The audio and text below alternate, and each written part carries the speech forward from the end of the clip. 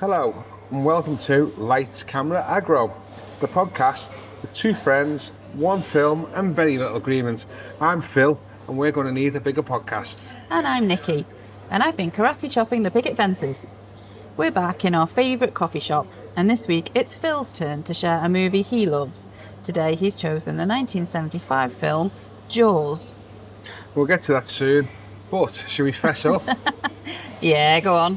What happened? We've had to re-record this episode due to sound issues. Well, I think we always have some sound issues because we're always in a coffee shop, but a lot of the time that's a nice background level.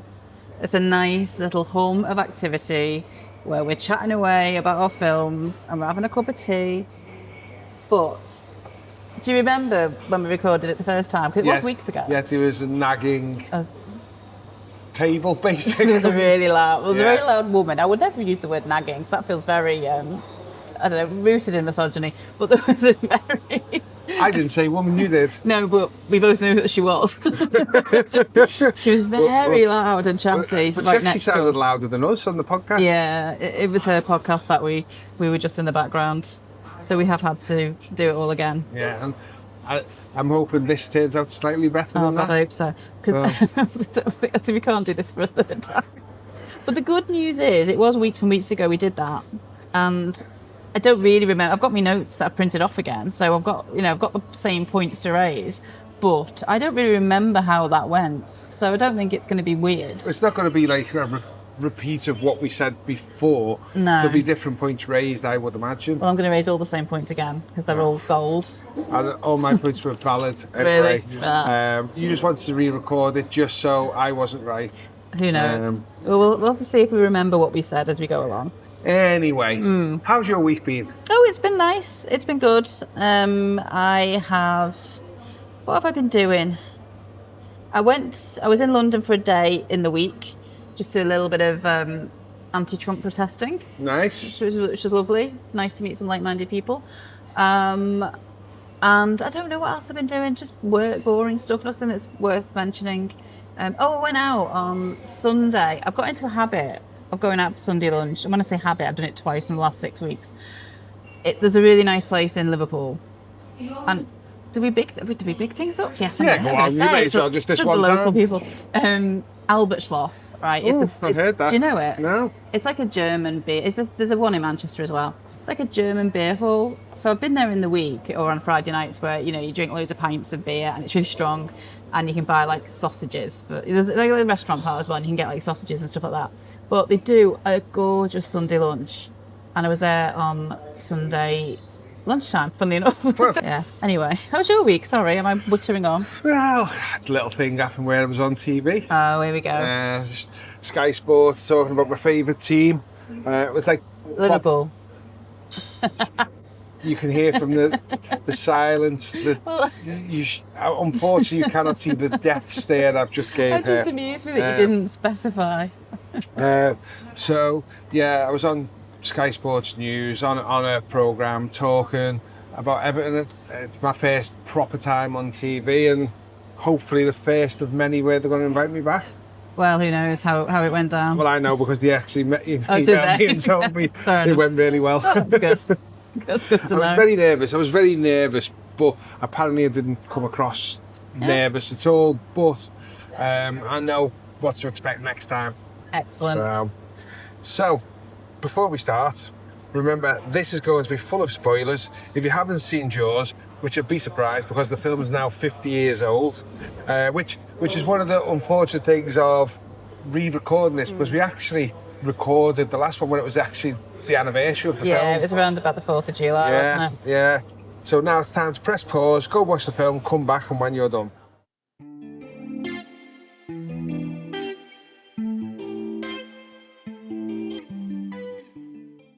Okay, let's start at the beginning. Why did you choose Jaws? This is a big film from my childhood, like proper childhood. I remember being about like 7 or 8 watching this for the first time. Frightening me to death. Fair. I remember after watching the film, I would be scared to go to the toilet in case a shark jumped out the toilet to bite my plums. I was 8, dude. You know, come on. I feel like still that. Yeah. Okay. Whatever. But yeah, it was like massively frightening for me at the time. But it is proper childhood memories. This film. My very first question about it is: when you watched it as a 7 or 8 year old, was that like sanctioned by your parents, or was it like you sneaked to, you know, an older brother or a cousin, or you know what I mean? So my dad was away at sea, right? Obviously brought up by my mum, and I'm sure it was on at like 7 o'clock on a Sunday night. It blows my mind. Yeah. Jaws these days, what would you actually rate Jaws Well, as? I can tell you this. Yeah. Because, well, first of all, I googled it before I watched it at the cinema. Because I watched it at the cinema a few weeks ago because they had a 50th anniversary showing. Yeah. So beforehand, it just says on IMDb, it's like A rating. And then I Googled what is an A rating. And it says it's a PG. Right. And in my head, I'm like, no fucking way. Yeah. There's no way. If you think about it, and spoilers from ahead, you know, the opening scene's pretty horrific, but you don't see anything other than fear. Yeah, you see a lot of reaction shots. Yeah. But you do also later on see quite a lot of specific injury. But you see blood in the water without anyone being bit. You see a leg. So there's a leg, but it's the most rubberised leg you've ever seen. I think it... Well, so the point I was going to say was, when I went to see it a few weeks ago at the cinema, it came on the screen as 12A. Right. And I still thought, I don't know. I mean, I suppose it depends on the 12-year-old. But in my head... Accompanied by an adult, in my head, yeah, I understand that. But some 12-year-olds I think would be fine with that maybe, and others I just think wouldn't. I would not let a 12... And can I just point out, I'm quite permissive. Yeah. I don't have kids, but I do think children are, you know, brighter than we assume, and we definitely should shield some things from them. But I also think that films generally are not always the place to, you need to shield, particularly when it comes to relationship stuff. However, I was thinking this should be an 18, and I would not let any child I know watch this. It was really interesting how I was very sort of strict about this when I was watching it. Like I say, we have one of the toughest film boards for ratings around the world. Yeah. Is that just your opinion? No, it is because films that are released in America and released in other places are not released here. The Abyss, for instance, James Cameron movie. I remember watching it back as a kid, and it's got a re-release as it's been 4K enhanced and stuff. It hasn't been released over here because they cut scenes out of it, so he just refused to do it. But I do think that this film, in terms of gore and things like that, it is quite moderate. Well, we'll talk about this as we go through. I really struggled with quite a lot of it in terms of the gore. There's bits of it, but it's not over the top. Well, anyway, we will debate this at length. Let's get to the plot. Starts out the theme tune, classic John Williams. Absolutely iconic. We were having a little chat before this kicked off, and I think like most of my favourite films have all got John Williams scores. Oh, is Jaws John Williams? Yeah. Okay. Yeah. No, that's good. In my head, I picture him as having all these like anthemic soaring, sort of Superman and. Yeah. My favourite one is Jurassic Park, which I've never watched the film, but I love the music. So no, but like I suppose I must have read that it was John Williams at some point, but it doesn't feel like it's the same vibe as a lot of the ones I know to be John Williams. Yeah, it's John Williams. Cool. So we start off with two people on the beach, and they're at a party, and they decide to go skinny dipping. It's a beautiful scene. I want to be there. A lot of the things that I like about this film, and I do like some things, are the calm scenes of joyful enjoyment that you see before something bad happens. I want to be at that beach party. There's the guitars, there's pot, there's fire, there's just people sort of chilling out, having drinks. It's just a nice evening. People having a nice evening. Till a few moments later, the female participant decides to go skinny dipping. Her boyfriend is a little bit too drunk, and next thing she is attacked by a shark. Horrifically. This scene is horrific. It's violent. You don't see no gore, you don't see anything, but she's just dragged into the water, left, right, and centre. And when this was filmed, I believe, she wore a pair of jeans, she had rope tied around her, and he just pulled her in the water. Yeah, she's being yanked underwater. It's so effective. It's horrible. You know, and her screams are just horrendous, weren't they? It's really chilling. And again, the whole sort of there's a calm, lovely thing, and then there's an awful thing. So whenever you have a nice scene in this, you know something horrible is going to happen straight after, and that is horrible what you see. So they're cut to the home of the police chief, Brody, and shows you his family, his wife Ellen, his children, and it's nice, serene and calm. Roy Schneider is the actor who's playing Brody. I have a problem with, and it's not the actress who plays, it's Lorraine, somebody, isn't it, who plays Mrs. Brody, Yes. is woefully underused, as are all women who play wives in 70s films. She's basically there to rub his back, worry about him, make sure he's, you know, are you all right? I just can't be doing with this. It's like, there's no... Her role is there just to show us that he has a family. It really winds me up when I see this, but anyway. No, they were saving her for Jaws 3, where she is the full lead. Okay, well, I have no interest in And the co-star watching of the film is Michael Caine. So. I have no interest. But I did read, so you know this was a book. Yes. But apparently in the book, can't think of her first name, Mrs. Brody. Ellen. It's Ellen, is it? Yeah. Right, okay. So Ellen is supposed to, in the book, she has an affair with Hooper. And that makes me laugh that she, like, you know, presumably was an interesting role, could have been an interesting role for her to have, but they cut that, and maybe it makes the narrative simpler, and maybe it's a sensible thing for the film, but I just feel like she's absolutely wasted in this film. Decent actress as well. Oh yeah, exactly. I feel sorry for her. So Brody then has to head to the beach, and as he's coming to the beach, you see his assistant, his secretary. No, not his secretary. She's a legend. Oh, we'll hear one line. The kids have been karate chopping the picket fences. No, his second in command, and he's practically thrown up over what is basically a human corpse. A human corpse. Yes. Great, as opposed to an dog corpse. Yes. Do you know what? Basically part of the woman. Yeah. What I liked about this, and I think it's certainly around this part in the film. This is obviously awful for him as in terms of his role. He has to kind of do something about this. But as he's going through the town on his way to places, people are bombarding him with small town nonsense. Yeah. And it really sets it up well how, this is a town that does not need to worry about anything really. Someone's parked their bicycle outside someone's house or whatever it is. Someone's painted the fence the wrong colour. Yeah, the kids are karate chopping the picket fences. It's funny little stuff, and that's what is on his desk most of the time. And yet now, whoa. Shit's got real. And we also find out a little bit later on, he was from New York. Yeah, he's an outsider. Yeah, and he's come to this small island. He's scared of water. Yeah. And I love the line that's muttered there. If you're scared of water, why'd you come to an island? He said it's only an island when you look at it from the water. Yeah. I thought that was great. So they go back to the police station where they confirm it's a shark attack. And this is where the famous secretary you've just mentioned mumbles that line. Love her. And Brody wants the beaches closed. Yes. Yeah. And then we get to meet the mayor. So, you never asked me if I'd seen this before. I think you asked me the first time we recorded it, but Possibly. You've forgotten to do it today. So I'm just going to explain that I had seen it before once, but only post-COVID, when cinemas didn't have any films to show, or not many, so they were putting out loads of old films. So it was about 2022 maybe, and this was on, and I thought, do you know what, I've never seen it. It's from my childhood, I probably should have seen it, blah, blah, blah. So I went to watch it.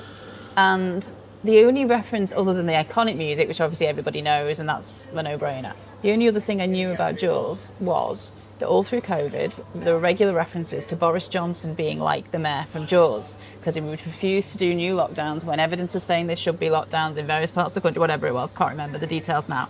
But that was all I knew, that the mayor from Jaws was basically a bit dodge or a bit self-serving, and I didn't know anymore, so it was really interesting to meet the mayor and get it. Yeah, I also love in the female Ghostbusters, with Andy Garcia as the mayor, and they're trying to convince him to use the Ghostbusters, and somebody says to him, do you want to be known as the mayor from Jaws? And he goes, nobody wants to be the mayor from Jaws. Yeah. So I mean, it is a cultural reference. Yeah. The mayor convinces Brody to keep the beaches open. And he gets the coroner to sort of label the death as not being a shark attack, which originally it really does. It's proper corruption, isn't it? And all he's concerned about is the tourists and the money coming in. He's not concerned about the safety of anybody or anything like that. So Brody heads to the beach and he's very nervous. And there's boys in a blow-up lilo. And then suddenly you see a shark fin. And the shark attacks the little boy on the beach and everybody's running into the beach. Is this Alex Kintner? I think so. Oh, do you know what though? There's a lot of this film that I find not particularly affecting, but I did find this affecting. So this is like I was saying before, you had a lovely serene scene going on. You've got a guy playing with his dog in the water, you've got a couple snogging in the water, you've got little kids splashing about, everyone's sunbathing, it's all lovely and everyone's happy. And this little kid says to someone, can I have 10 more minutes? And she says 10 more minutes or whatever it is. And then suddenly there's an attack and everyone comes back from the beach, but he doesn't. Running over each other. Yeah, there's like it's pandemonium, but he does not come back from the water and she is looking for him. And of all of the female characters in this film, and I'm going to say of all of them, what, 3, or whatever there is, you know, one's a secretary who's had one line, one's the wife who just has to rub Brody's back and look worried. This woman has like 2 scenes. And it's properly affecting. Yeah. She's lost her son. She, blames Brody, understandably, although it's not fair ultimately. Yeah. She's great. But she's left, stood on the beach shouting his name while everybody else is safe. Yeah. It is properly moving. So there's chaos at the police station. There's all press everywhere and reporters, lots of flash photography and things. And then they have a meeting with the town council. About the shark, and he put a bounty on the shark. And we then get to meet Quint for the first time. So, have you seen the film Pottersville? I don't think so. I don't think you have. I like it, you might not, but it doesn't matter. But it's sort of a dark comedy set at Christmas, and it's about, there's a Bigfoot sighting in a small village, and it's actually the guy who runs the general store who has a meltdown because his wife's with someone else, so he dresses up for reasons in a gorilla suit and like runs rampage in a drunken haze. The next day everyone's talking about there's been a Bigfoot sighting. It was him. But there's a meeting in the general store with all the townspeople we're going to hunt for Bigfoot, we can go get on the telly and all this. And in the back of the room, sitting by the counter, there's like a cafe counter, there is, one of those blackboards that has the specials written on, just like a little thing standing up. Ian McShane is sitting there as a local woodsman and he just scratches his nails down the boards. And I never knew what this reference. Right, so that obviously referenced what Quint obviously does. So Quint, as they're all arguing over what to do, he scratches his nails down the board and says, I'll catch a shark. Now he is a shark hunter, but he goes, I'll catch a shark for 10,000. 10,000. They don't take him up on it. Why don't they? Because it's just so much money, I guess. It's just so much money. It's a lot of money, and I think everybody in the town's wanting to try and catch this shark themselves to get the rewards, because they don't understand how dangerous a shark can be. I mean, they can jump out of the toilets and bite you on the plums. I'm just not sure I want you to say plums so often. So we cut to a scene now where Brody's at home and he's a bit stressed, and he's sitting over dinner. And this is one of the best scenes in the film. I think I know what you're going to say. Where... The little kid? Yes, the little kid is mimicking the exact movements of his dad. And Ellen, the wife, is looking at him and quite amused by it. So I read on IMDb trivia, so hashtag fact check, yes. Who knows, that this was not in the original script, but because the little kid, who is utterly adorable, he's very cute, the little kid was just doing that with Roy Schneider. When they weren't filming, they were just like having like playing about. And Steven Spielberg saw it and thought, "Oh, that's really cool. We'll do that in the film." So actually, it's sort of just been shoved in. But I think it works really well because at this point, he's feeling so fed up. Everyone's on his back. All of it. He just feels like a failure because obviously he blames himself for Alex's death. And so it's really sweet to see how the little kid still sees him as his hero. He's still in his house. His little 4-year-old, 3-year-old. He's little. But he acts well. I would say about 5. 5, okay. But he's still a hero to his little boy, so that's kind of nice to just balance. A bit of light relief, a little bit of a balance. Yeah. Anyway. So the next scene, there's utter chaos in the bay where all the amateur fishermen are going out in boats and things that they shouldn't be going in to try and catch this shark, and there's chaos, and Brody's trying to stop it from happening. And then we meet Hooper for the first time. Yeah, a young Richard Dreyfuss. I nearly said James Dreyfuss then. Completely different. Who's James Dreyfuss? James Dreyfuss is... From Gimme, Gimme, Gimme. Yes. I got it. Two completely different characters. Very different. He asks Hooper, who he doesn't know who he is at this moment, Brody, just to try and convince these guys to stop going out in this like small boat and to catch a shark. Yeah, this is before the dinner, because he turns up that night, doesn't he, with the food, and he basically laughs to himself and goes, they're all going to kill themselves. You're all going to die. Yes, you're all going to die. Yeah. So he then goes to introduce himself to Brody and says, I'm the shark expert, need to go and have a look at the remains, body parts. The body parts. Yeah. And it's gross. You can see it's disturbing Hooper as he's doing it, but he does confirm it's a shark. And there's a lot of reaction shots from him, but at one point he does pick up a severed hand, basically, an arm. It's horrible. I really struggled with this because I'm very squeamish, so I did find all of this. I had to look away quite a bit, which is why I don't think anyone under 18 should watch it. That's just fair. No, fair play to you. Getting draconian in my old age. So they then go back to the jetty where somebody's caught a shark and everybody's all happy and they think they've caught the shark. Yeah. Hooper is very doubtful because he doesn't think the bite size matches the wounds. And he's bringing science and logic to this. Everyone else is just getting whipped up. He is indeed. So then we cut to the scene where Ellen and Brody are having a meal and then Hooper jumps in and with a bottle of red, bottle of white. Yeah, didn't know what he was having. Yeah. And he goes, you're not eating that, and then goes to, is it Brody's meal? I think so, yeah, because Brody's just in a very low place. This scene where, like, he's talking and making jokes and telling anecdotes, and Ellen is laughing her head off like he's the funniest guy in the world, and he isn't. But in the book, because they had a relationship, it just feels like that plays into that a bit. But it is filmed a little bit where she is looking at him in certain ways. So I feel like maybe it was filmed and then cut out. Oh, I don't know. I think you need to recheck that one. Oh, really? Do I? Oh, yes. Well, tell you what, why don't you recheck it and stop telling me what to do? Hooper convinces Brody we need to go and cut the shark open. Yeah, I had to look away at this scene as well. Yeah, and this is at night time. They go to this. I'd call it a big hut. I don't know. It's where the shark's been strung up. A boathouse. Yeah, a boathouse, not a hut. And they cut the shark open. There's nothing, no remains of humans in there. There's a license plate, a can, and a few other things, but nothing. So Hooper says, "Why don't we go out in my boat and we'll have a look?" And Hooper's got this like really scientific boat with radar on it and sonar and all this. And they stumble across a half-sunken boat. And for whatever reason, and I never fathomed this, Hooper decides to go and check the boat out and puts on his scuba gear and goes down and... Why don't you fathom it? Because there's a big shark, and why would you want to get in the water when there's a big shark? Oh, okay. You know, Brody's doing a sensible thing, saying, let's just tow it back to shore and see what happens. So Hooper jumps in the water, goes under the water, sees a massive hole in the boat and a shark tooth, a massive shark tooth, and he's holding the shark tooth. And next thing, the jump scare happens. Massive jump scare. Yeah, where you see the body of the guy. The head of the guy. Yeah, is his eye taken out Maybe. or something? It looks like he's been there for a while.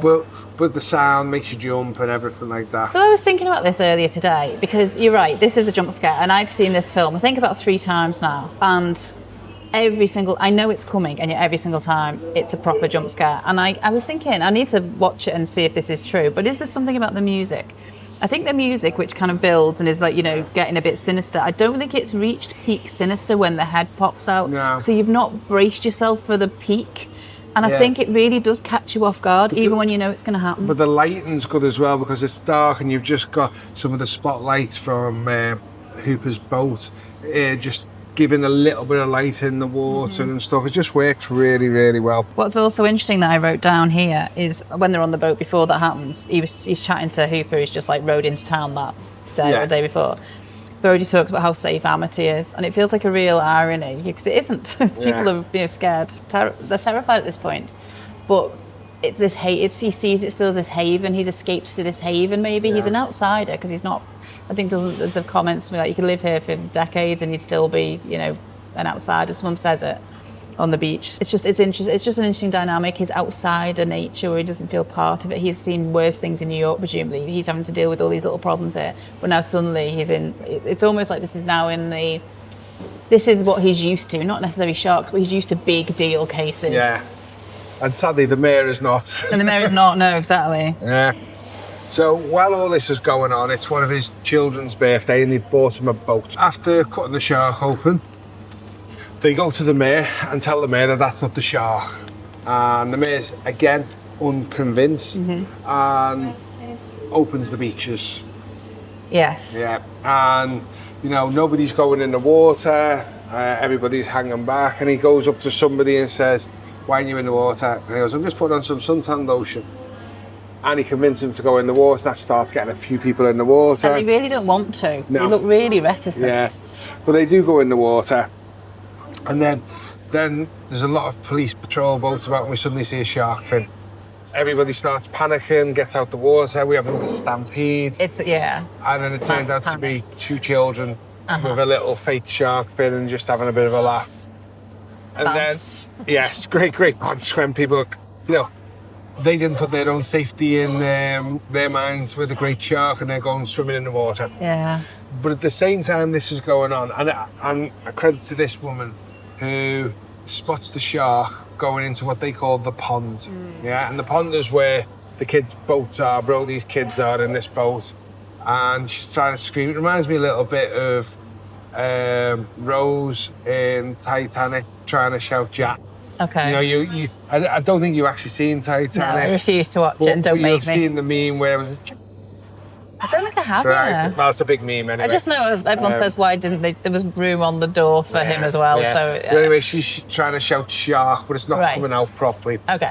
Anyway, the shark goes into the pond, goes near the kid, and basically kills a guy in a small boat. Eats a leg. Yes, his leg falls off. Does it? Falls So off gross. and then lands at the bottom of the ocean, Whoa. pond. Just to go back to what you were saying about the mayor, and he's like trying to convince everybody, everything's fine, why aren't you in the water? Go in the water. It does remind me of, now, you will remember this period of time anyway. I think it was like the early 90s, you know, when there was like a beef crisis. British beef was having an issue. And somebody ate beef. well, John Selwyn Gummer was like, I guess he was in charge of agriculture. He was an MP, a cabinet minister. I think he was in charge of agriculture or something. But he was trying to get his daughter, who was like a child at the time, to eat a beef burger in front of like the journalists, and she refused. And in the end, he had to bite into it. But it was just that kind of forcing people to do things to try and show everything's fine, but actually, you know, they're not happy. It's really interesting. That's what I thought of when he was trying to make everyone get into the water. Yeah, well, after this, one of Brody's children's in shock, was taken to hospital, and they then convinced the mayor to hire Quint. The mayor is utterly kind of mortified at this point because his kids were there as well. Yeah. And he's in shock too that this could have been his kids. Yeah, so he gets them to sign the contract to hire Quint to kill the shark. The contract involves a case of apricot brandy, and when they talk to him about it, he's doing shots. Yes. I think he's a bit of a dinosaur. So we then cut to Quint's boathouse where he's got shark jaws being boiled and whatever he does with them, and he's not convinced of Hooper. Because Hooper represents youth and science and education and learning, and Quint represents the old ways. Yes, the old ways. But I think there's a real sort of snobby class thing going on as well. Yeah. Like he looks down on Hooper because he's rich. And he gets Hooper to tie a knot, a certain type of knot, he's and trying to Hooper big it, just does it dead easy. But what's good about this, I mean... It's a pissing contest. Yeah, it is a pissing contest. But it wasn't just a pissing contest in the movie. The two actors didn't like each other. I believe so, yeah. Robert Shaw and Richard Dreyfuss. They absolutely hated each other. Is that because Hooper has city hands? Possibly. We then start loading up the boat, the Orca, and there's a shark cage going on and a few other technical things, and Brody's looking a bit confused by it all, but Brody's convinced he needs to go out there as well, even though he's a land person, not a sea person. He still goes. So where does he go? He's the police chief. So he feels responsibility. Yes. Okay, that makes sense. That's what I would interpret it as. And he really feels responsibility for Alex Kintner's death. Yes. Yeah. Okay. Yeah. Quint is definitely a lone wolf. Yeah. Would much prefer to just Be out there by himself. 10 grand, apricot brandy, and Never be seen again. do battle with the beast. Yeah. This is where the film, I think, splits into two halves, because there's the land film, Yeah. and then there's the ocean Very film. much so. And the ocean film starts off very jolly. The music's quite buoyant, and we then start to see it go downhill from there. What do you mean go downhill? Well, the shark starts attacking the boat. Oh, and okay, doing like the things. safety of the. Okay. Yeah. I So think meant the quality of the film, like. No, I think the quality of the film's consistent all the way through. I'm a big fan of this movie. I think it stands the test of time, personally, but we'll go into that. We'll go into bit. that at the end. So they go out to sea, and then there's no sign of the shark. It's an interesting dynamic on that boat. Yeah. So you've got the pissing contest between Quint and Hooper, and you've got Brody, who it's almost like he's the grown up, because as much as Quint is this old dinosaur, he's also childish. He's like trying to test the other. You know, he's constantly bickering at Hooper, and he's sort of, like you said, he's sort of trying to get him to test his knowledge, which is stupid. Yeah. This guy's from, what is he, from the Oceanographic Society, whatever it is. He knows what he's doing, but he's very been there, done that, but also he needs to grow up too. Yeah.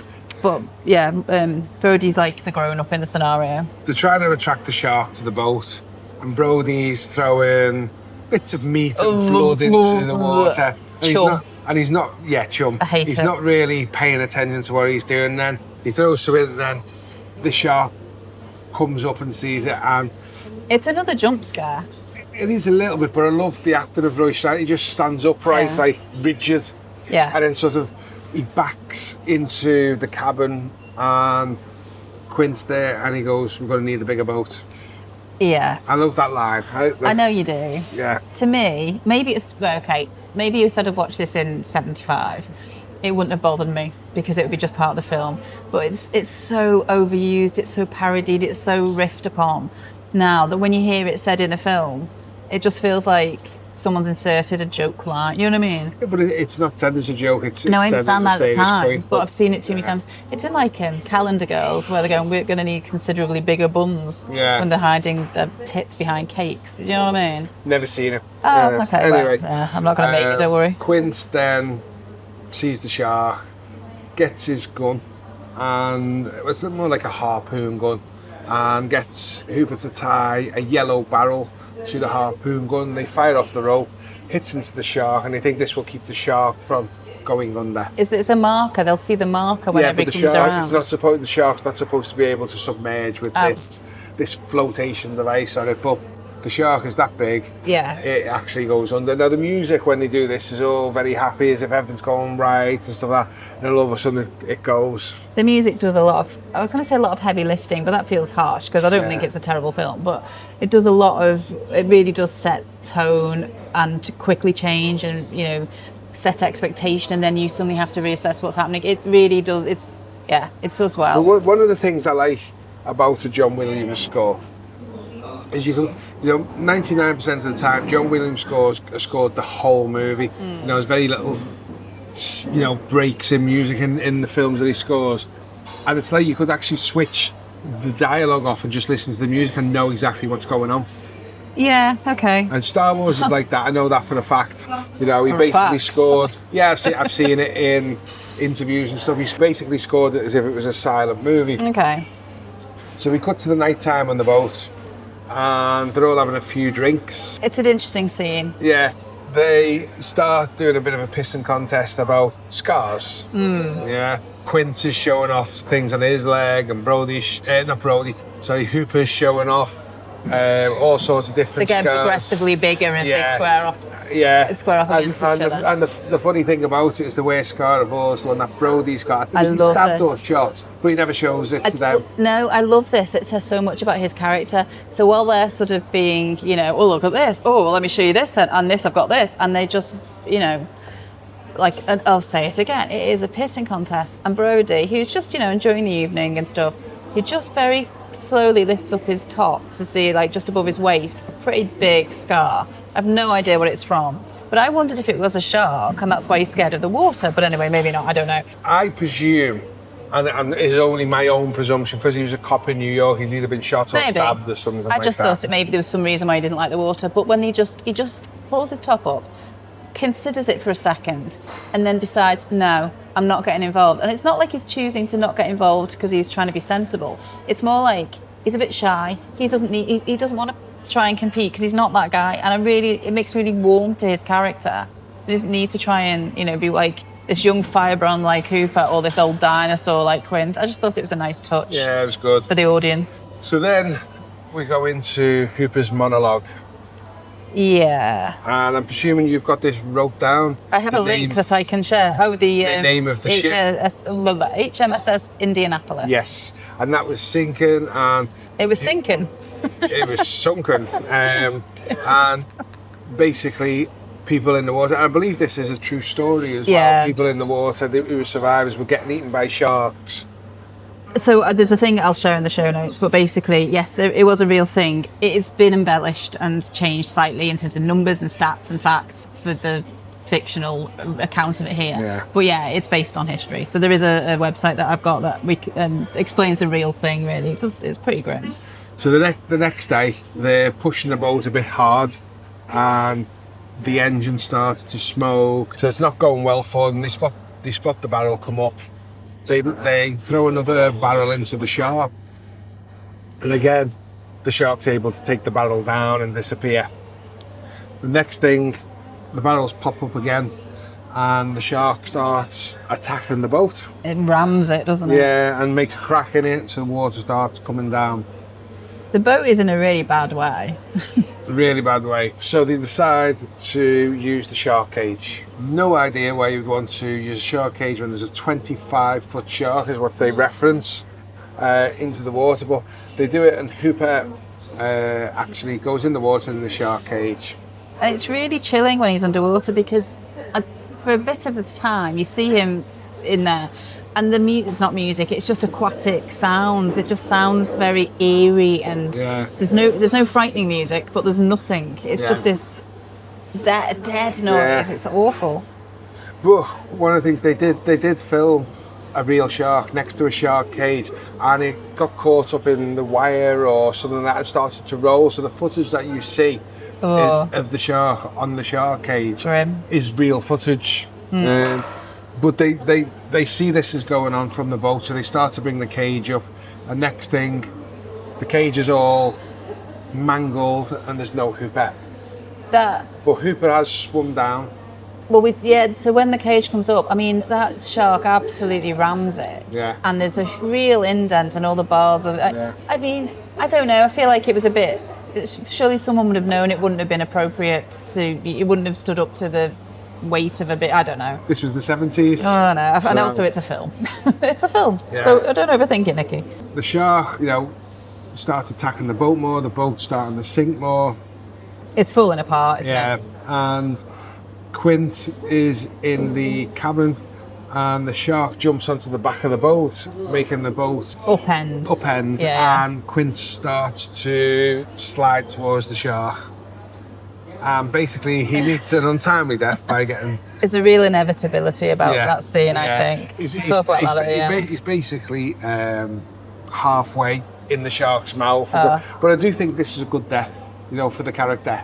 Because the character's, he's a bit bold and brazen and things like that. I think it's a decent... It suits his character. Yeah. He tries to then go after Brody, and he starts throwing things at it. He's in the actual cabin, and he throws an air tank, and the air tank lands in its mouth. Yeah. And then the shark goes off. The boat is capsizing. Yeah, he's got minutes left. And he's hardly got any time left, so he grabs the rifle and then climbs up the crow's nest on the ship, the tallest point, and starts shooting as the shark comes towards him. And he knows this air tank is in its mouth, and a couple hit the shark, do nothing, and then he utters the line, "Smile, you son of a bitch." Yeah, cheesy. But brilliant. And then he hits the air tank and the shark blows up. in the most disgusting way that ever was. Bits of blood. It's like the hand grenade thrown in its mouth rather than an air tag. I can't deal with it. But then he's happy and he's smiling, and then Hooper pops up. and they both celebrate. But then he says Quint, and then there's a moment of silence. Yeah. Then the next scene, they have tied 2 of the yellow barrels together to 2 planks and they're swimming towards shore. The end of the film.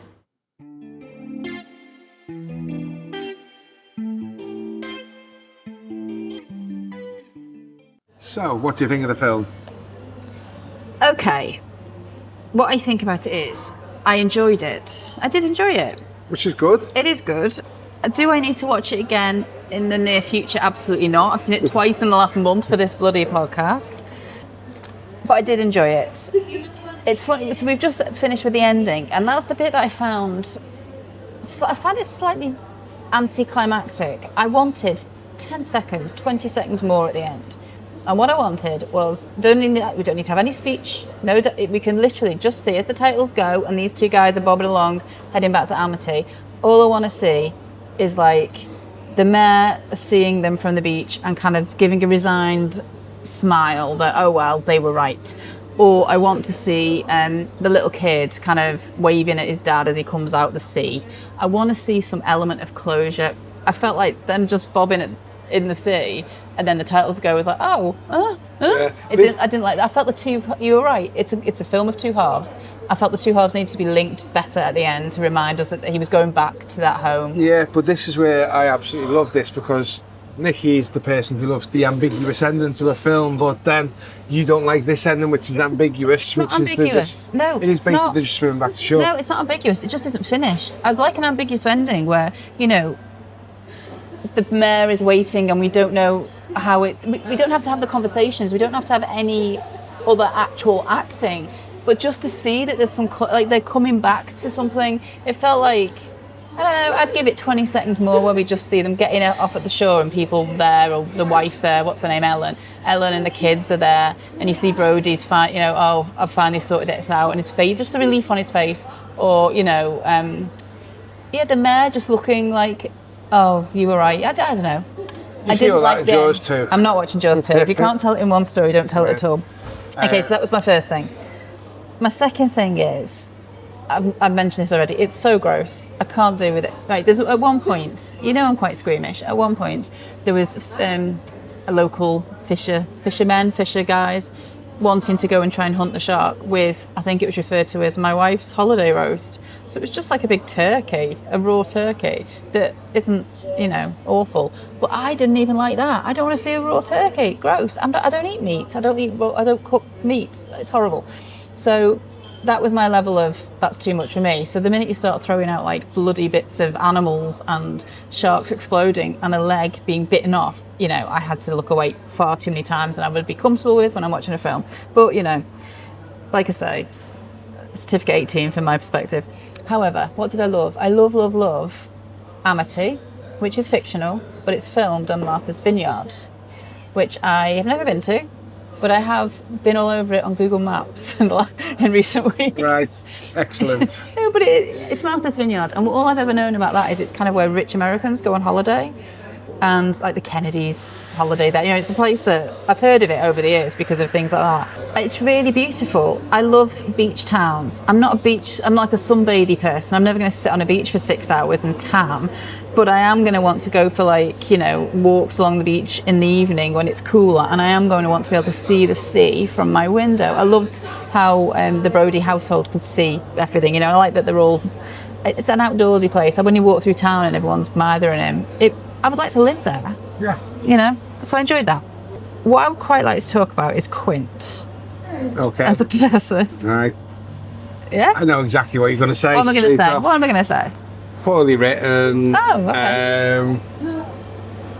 Wasn't fleshed out enough. Do you think that? No. I don't think that either. You're wrong. Adequate for his role. He's not a good character whatsoever. You're not You mean willing. a good person, or do you mean he's not well written? He's not a good person. He's somebody you want to root for. You're rooting for Hooper and Brody. Yeah, that's true. Quint is like the third wheel in this whole scenario. So, I was going to ask you a question, but I don't think you... So I was going to say, when you watched it for the first time, but obviously you're a small child and, you know, worried about your plums for the third mention. I was going to say, did you think he was going to die? Did you see that sort of sense of inevitability? I don't think I could see he was going to die, but I knew he wasn't somebody who I favoured. So it's interesting. So for me, I was watching it, and okay, he's a big old dinosaur, and I can't be doing with all that, and you know, whatever. You were right when you said he had a good death. It reminds me of Legends of the Fall, when that's how Tristan's death is described, when he gets wrestled to death by a bear. It reminded me of that. But also, I think he was on a suicide mission. Yeah, I remember you saying this on the previous podcast. Oh, God. You looked a bit blank at first when I did. Okay. I remember you saying that he just didn't care, and the decisions he was making were irrational. The way he's very calm. When like the shark first rams the boat, and it's the first kind of, you know, thing where they have to deal with, he's very calm. Like Hooper and Brody are like panicking and running around, and he's calmly issuing instructions to them to get things sorted. He doesn't lose his shit. He's not like all over the place. When at one point Brody tries to get on the phone to ask for help, he smashes the phone. He doesn't want help. No, you know, no thanks. He doesn't wear a life jacket. At one point he passes a life jacket to both of them. He doesn't wear life jackets, and he explains that that's from when it was the Indianapolis went down and he was in the water for ages and all that. And I just feel like there was a sense of he knew it was coming. I'm about to quote Hamlet. Is that okay? Good God, where we got on this podcast? No, because it's my favourite quote from maybe all of Shakespeare actually, but from Hamlet. There's a bit in Hamlet where it's Act 5. Up until this point in the play, Hamlet has been losing his mind, and sometimes people think he's pretending to have lost his mind, and he acts mad, and other times it's portrayed as he actually has lost his mind. But he's lost his dad. His mum has married his uncle, and he's grieving still for his dad, and you know everything's gone wrong at home. Then the ghost, I'm telling you about Hamlet now, the ghost of his dad turns up and says, I was murdered by your uncle, and Hamlet doesn't know whether this is a good ghost or whether it's a bad ghost who's trying to get him to kill his uncle and, you know, do bad things. He's really tortured all the way through, really tortured. However, he goes off, he gets sent off by the uncle and all this kind of thing. Act 5, he comes back, and it's like he's had a change of personality. He is calm, he's grown up, he's no longer tortured, he's accepting of what's going to happen. And we don't know what's going to happen yet, but you know, his life is constantly threatened. By coming back, his life is going to be threatened.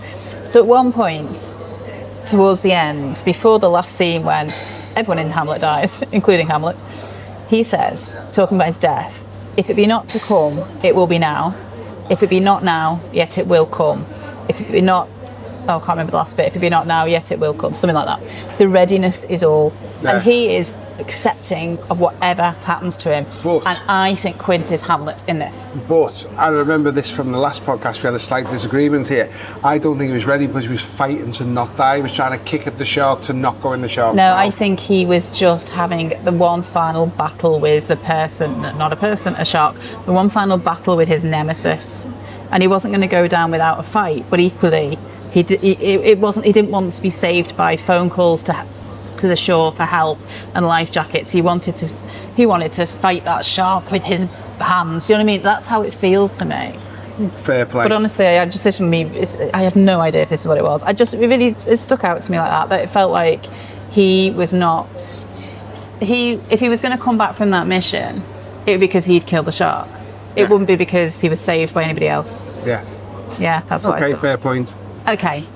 Last couple of things. These are other people's points now. So, I like to do a bit of a wider reading. Yes. When you Google Jaws discourse, loads and loads and loads of things come up because it's an old film. But a lot of them in the first few pages, I didn't go beyond the first few pages of Google. I could imagine there's a lot on Jaws. There's so much. The older the film, the more there is that people have written about. You either get analysis and commentary about the USS Indianapolis speech, or you get sites about busting myths about sharks that this film perpetrated. Oh yeah, this film wasn't good for It's sharks. not good for sharks. And I did think that all the way through. But what I didn't think until I started reading afterwards is I just assumed that sharks were really bad.